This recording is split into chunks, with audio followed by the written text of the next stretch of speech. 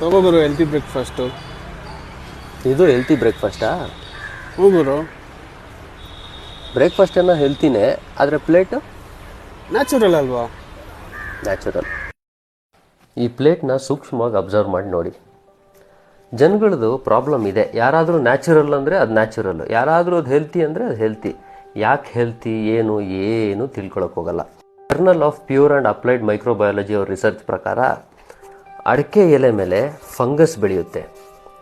ನಾವು ಊಟ ಮಾಡುವಾಗ ಅದ್ರ ಜೊತೆ ಮಿಕ್ಸ್ ಆಗಿ ನಮ್ಮ ಸ್ಟಮಕ್ಗೆ ಹೋದಾಗ ಸ್ಟಮಕ್ಕಲ್ಲಿ ಇನ್ಫೆಕ್ಷನ್ಸು ಆಗೋ ಚಾನ್ಸಸ್ ಇದೆ. ಇದನ್ನು ಮ್ಯಾನುಫ್ಯಾಕ್ಚರ್ ಮಾಡೋರು ಹೇಳ್ಬೋದು, ಇಲ್ಲ ನಾವು ಅದನ್ನು ಹೀಟ್ ಮಾಡಿ ಪ್ರೆಸ್ ಮಾಡಿರ್ತೀವಿ ಅಂತ. ನೀವು ಹೀಟ್ ಮಾಡಿದಾಗ ಫಂಗಸ್ ಹತ್ತೋಗಿರುತ್ತೆ. ಮತ್ತೆ 1 ವಾರ 10 ದಿನದಲ್ಲಿ ಆ ಫಂಗಸ್ ಎಲ್ಲ ಮತ್ತೆ ಫಾರ್ಮ್ ಆಗಿ ಬ್ಯಾಕ್ಟೀರಿಯಲ್ ಕಾಲನೀಸು ಫಾರ್ಮ್ ಆಗುತ್ತೆ. ಅದು ಊಟದ ಜೊತೆ ನಮ್ಮ ಸ್ಟಮಕಲ್ಲಿ ಹೋಗುತ್ತೆ. ಇದು ಎಲ್ಲರಿಗೂ ಎಫೆಕ್ಟ್ ಮಾಡುತ್ತಾ ಹೆಲ್ತ್ ಮೇಲೆ? ಇಲ್ಲ, ಎಲ್ಲರಿಗೂ ಎಫೆಕ್ಟ್ ಮಾಡಲ್ಲ. ಆದರೆ ಕೆಲವ್ರಿಗೆ ಎಫೆಕ್ಟ್ ಮಾಡ್ಬೋದು.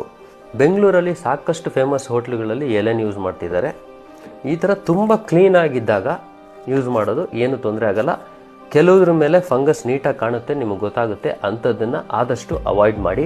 UV ರೇಡಿಯೇಷನ್ ಮುಖಾಂತರ ಮಾತ್ರ ಫಂಗಸ್ನ ಕಂಪ್ಲೀಟಾಗಿ ಸಾಯಿಸ್ಬೋದು ಅಂತ ರಿಸರ್ಚ್ ಹೇಳುತ್ತೆ. ಆದಷ್ಟು ನೋಡ್ಕೊಂಡು ಯೂಸ್ ಮಾಡಿ.